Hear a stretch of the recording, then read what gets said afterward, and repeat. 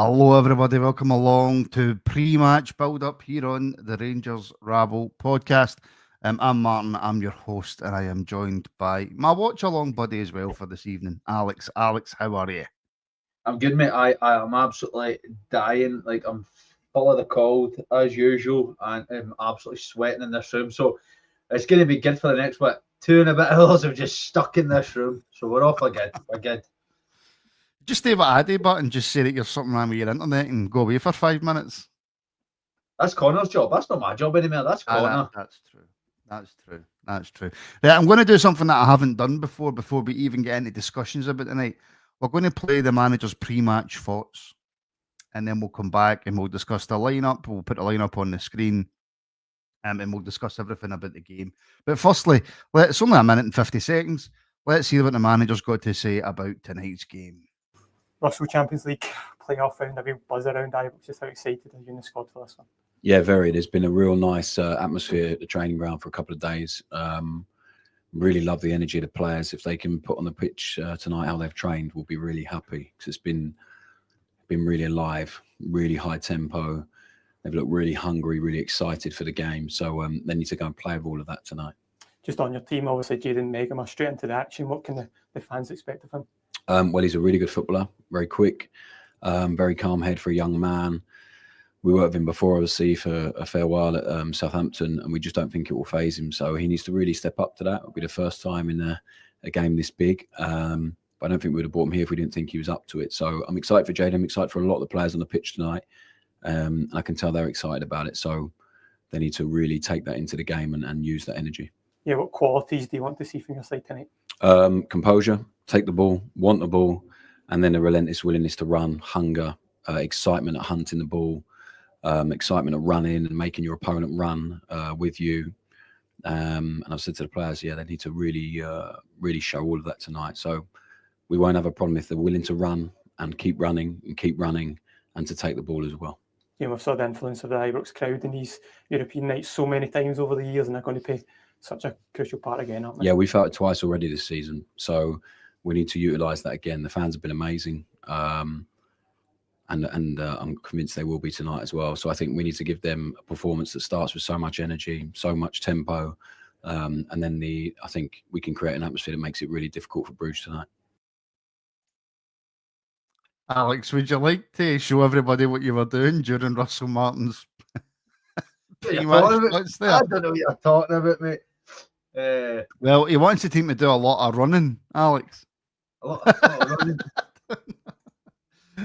He wants them to do a lot of running. But yeah, look, the first thing, obviously, one of the first things mentioned there was Magoma coming straight into the team at left back. Alex, young boy, the manager doesn't seem to have any issues with it though. No, I mean, obviously, he said he's had him under his wing at Southampton when he played there before, managed there even. So, I mean, he's obviously got a lot of faith in Magoma to come straight in, be thrown into a Champions League playoff qualifier against Club Brugge, not even really liked him as teammates, and he's straight in. So, a lot of pressure for the young man, but there's not really much we can say for a left back position. It's not worked for Aarons. It's not really worked for Jeffy so far. He's been caught out a lot. He was caught out against Poulsen. So Magoma, if he can touch down this spot and make it his, then it's going to be his to keep, because really there's no other left back at the club bar him. We've obviously got Dujon Sterling that's still out injured. We've got Ridvan Yilmaz, which is partly on his way to Besiktas, and he's coming back and he's away. So don't know what's going with him. And obviously Jeffy looks like he's away as well. So if we can get Magoma into this spot and make it his, then fair play to the young man, but it's a lot of pressure on his shoulders tonight. Yeah, I can't find the comment and how it's gone, and apologies, I can't even remember the name, but the comment was along the lines of the fullbacks. Is that the biggest gamble we've got tonight?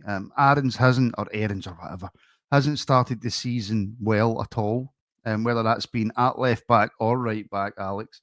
Magoma's straight into the team, albeit when we signed Ant-Man, I said the same thing, get him straight in the team, and if he's going to be our left back or he's going to be our rotational left back this season, doesn't matter if it's the first game or it's the final game of the season, he's got to be up to the standard. Exactly, he's going to have to come into the club and be up to some sort of standard, and that's got to be whatever Russell Martin demands of him. We've not really seen that standard from any of the players so far, so I don't know where that standard is right now, but he's got to come up and perform. But Aarons is probably a risk for me.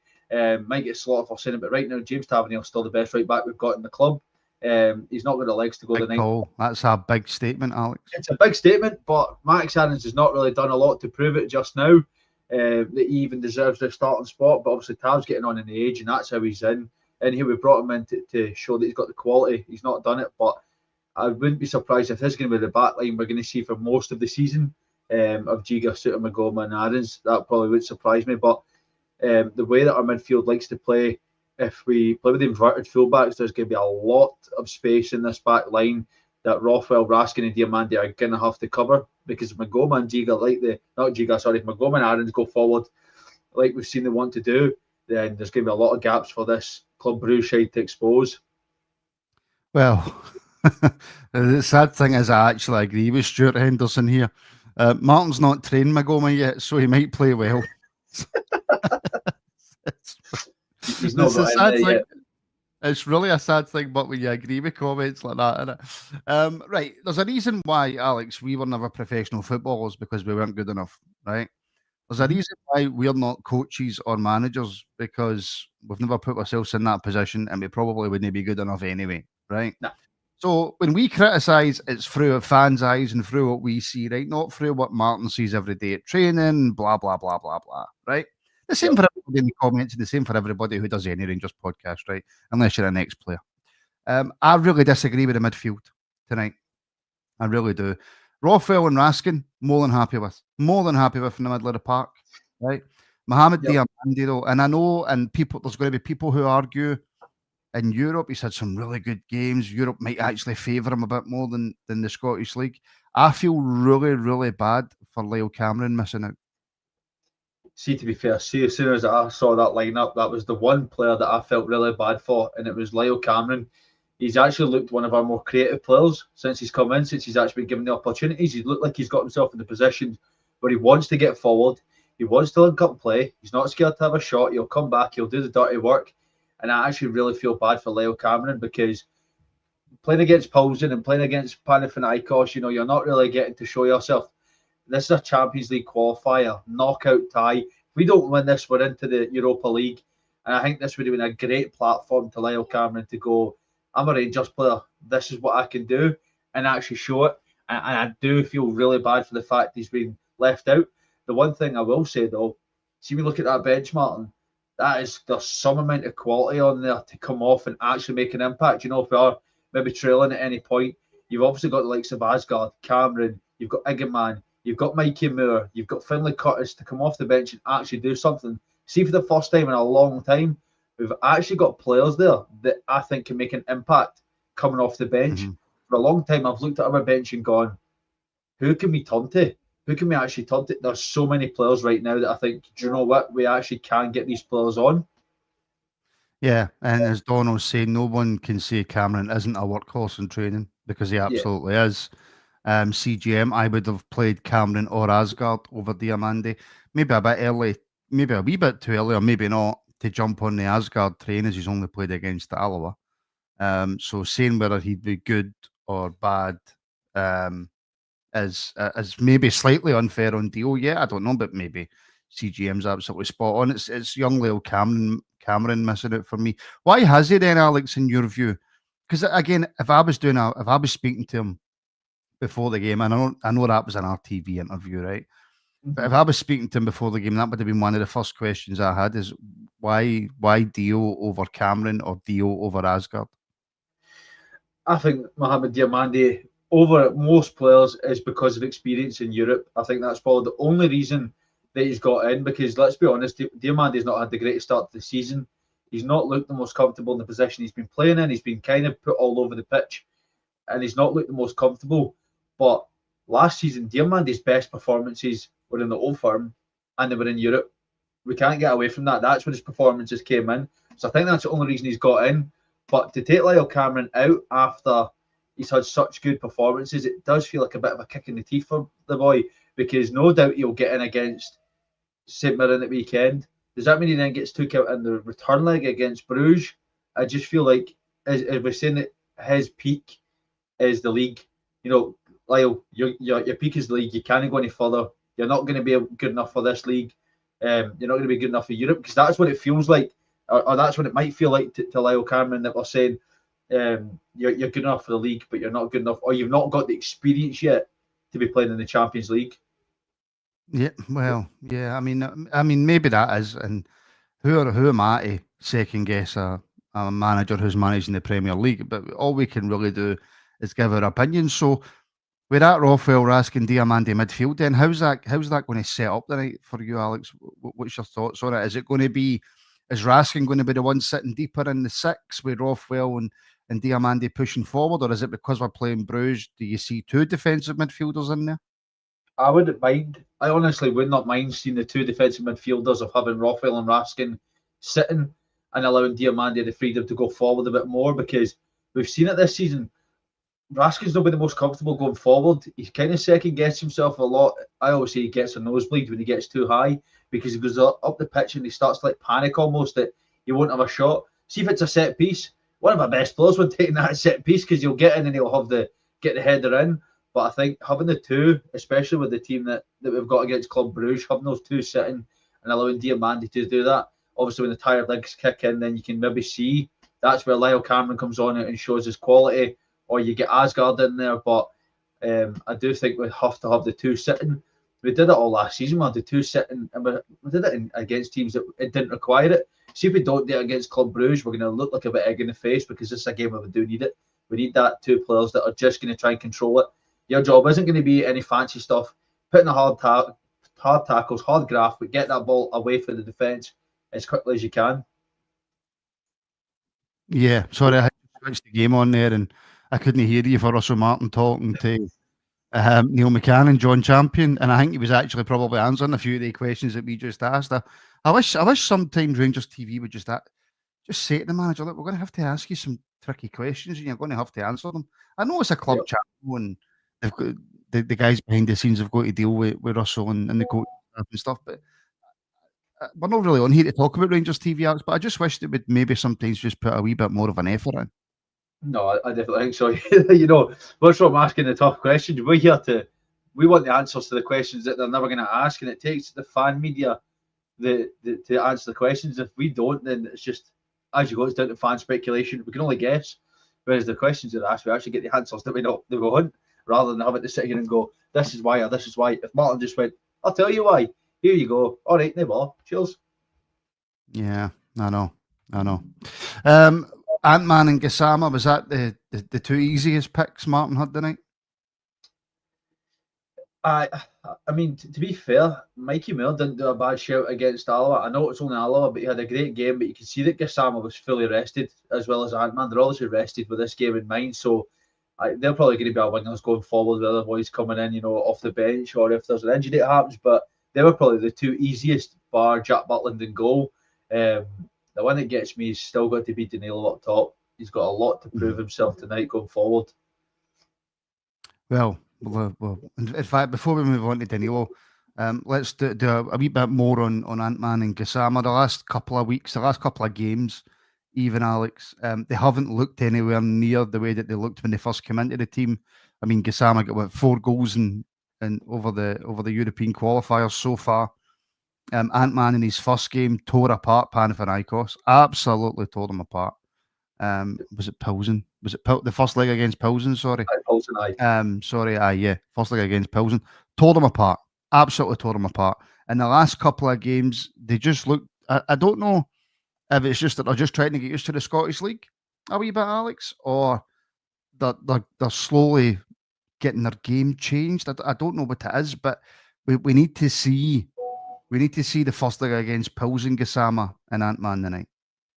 100%. I mean, if we don't, then it's going to be a massive worry. I do agree with the point that you're saying about, I think they're going to struggle in the Scottish League, because when you see them against the first leg against Pilsen, they had acres of space. They had the opportunity just to turn and run. See, when you play against Dundee, they're up your arse before you know it. So you're getting closed down by 2 or 3 men. You're not getting an opportunity to turn and run. That's what their game's going to highly depend on, is the opportunity, either a ball over the top that they can run and chase, or the ability just to get past one man and away they go. So they're really going to struggle with that. I think they will come into it. They'll start to learn how to beat them. Look back to Cliff Cherry last season. He was honking for the first 6 or 7 games, and I think that game against, was it Hibs, when he had that wee spat with the fans, and then all of a sudden he just turned, and we got to see that Cliff Cherry that became our player of the season and scored the goals for us. So I think it'll take something like that, just something to turn it for them to know that you're in Scottish football now and you're not going to get the time and the freedom just to take the ball and go. But we need to see that first leg again. We absolutely need to take it, because Brugge, although I've seen a few chatter that the fans don't think they're the strongest because they think they've lost a few players, they're still a hell of a strong team. And they say they're in a team in transition. If they're in transition, what are we? Because we don't look good just now. So if they're in a team in transition, we must be a worry. But if they don't feel like they're up for it, we need to be going 100 miles an hour here. We're at home, we're at Ibrox. Use the crowd tonight, because the crowd are going to be behind you all the way tonight. So we need to use that. These boys, as there was a comment there, even if he said it for Magoma, it was a baptism of fire. It's a baptism for the lot of them. If we don't win this, we're packed into the Europa League. Every one of us fans tonight have said that we need to make our mark in Champions League. Well, this is your opportunity to do it. Yeah. Fucking fruit fly or a fly or something kicking about. Alan McGregor's on the coverage. And I can only imagine, because I'm not listening to it, obviously, because I have to listen to you, right? But I can only imagine. So what do you think is going to happen tonight, Alan? I don't know. What are you asking me for? Because you're getting paid to do coverage, Alan? Oh, right. I don't know. I'm not a mind reader. Sorry, pal, you're not here to be a pundit of that, but it's all right. We'll move on, Alan. We'll not pick on you anymore. Don't worry about it. I just want a free ticket to the game. That's. I just want to watch the football. Leave me alone. Who are you? Who? Gabby? Oh, never heard of you, pal. Never heard of you. What are you up to later? But anyway, so Danilo up front, Alex.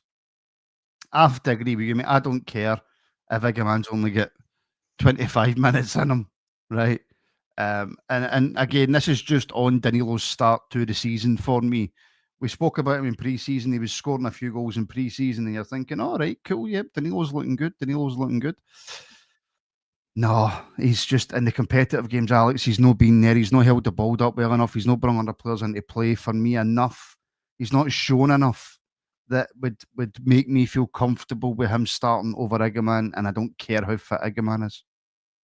I'm the exact same as you. I mean, I love Igaman. I'm not going to get away from the accusations that I love Igaman. So, and by the way, Igaman loves you. He does indeed. He does. But I will say, I would have rather seen a 20% Igaman over Danilo. Danilo's one highlight this season was he mishit a shot and it fell to Lyle Cameron, who scored from it. So you got an assist from a misplaced shot. Apart from that, he's done absolutely nothing.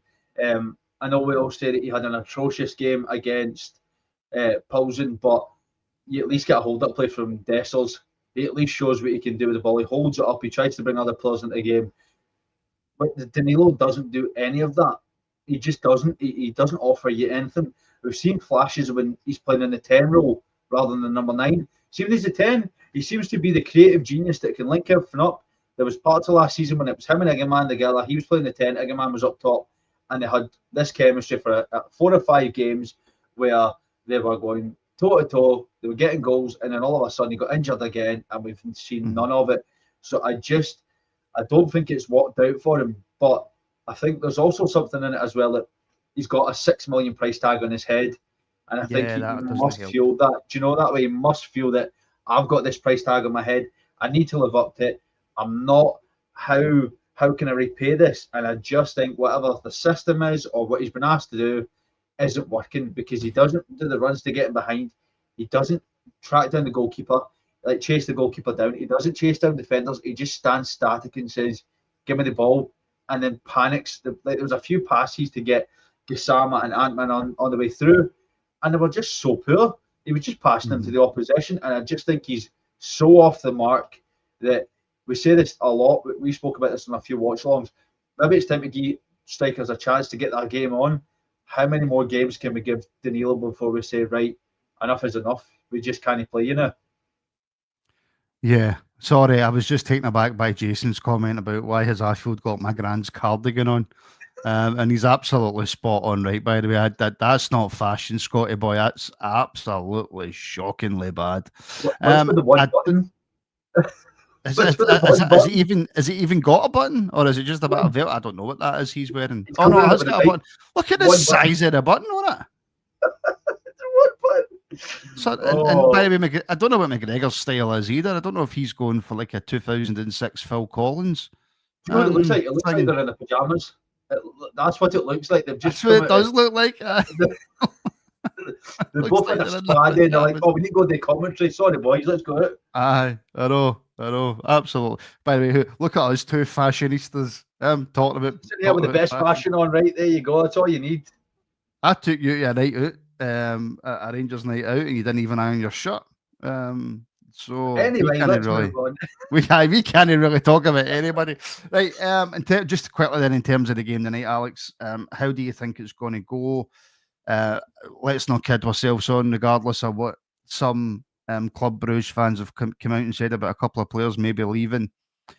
They're a good team.